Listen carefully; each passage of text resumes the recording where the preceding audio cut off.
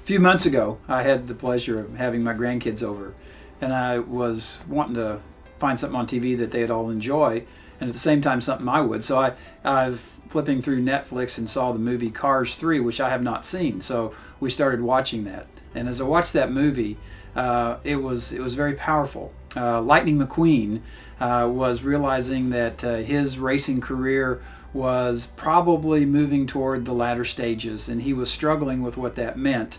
And he was trying really hard to compete, but wasn't showing the fruit from it that he wanted. And in the midst of his frustration, he went back to visit his boyhood idol, Doc Hudson, and he was telling Doc's friends all of his struggle. And one of the friends told Lightning, he says, "You know when Doc's greatest moments in racing were?" And Lightning, without hesitation, said, "Well, you sure, when he was winning all of his trophies." And this old race car just shook his head and said no. Said Doc's greatest moments was when he was training you to be a racer.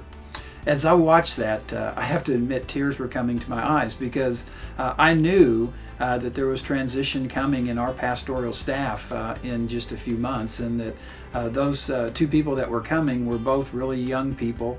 And I saw that God was giving me kind of a vision for a repurposing of my ministry, and an opportunity to be a mentor and a coach to two young people that are excited and new in ministry, and a way to groom them.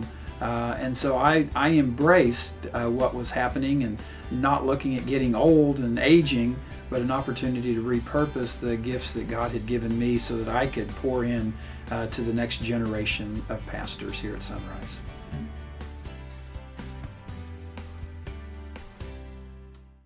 Genesis 21, 1-7, the birth of Isaac. Now the Lord was gracious to Sarah as he had said, and the Lord did for Sarah what he had promised. Sarah became pregnant and bore a son to Abraham in his old age, at the very time God had promised him. Abraham gave the name Isaac to the son Sarah bore him. When his son Isaac was 8 days old, Abraham circumcised him as God commanded him. Abraham was 100 years old when his son Isaac was born to him. Sarah said, "God has brought me laughter, and everyone who hears about this will laugh with me." And she added, "Who would have said to Abraham that Sarah would nurse children? Yet I have borne him a son in his old age."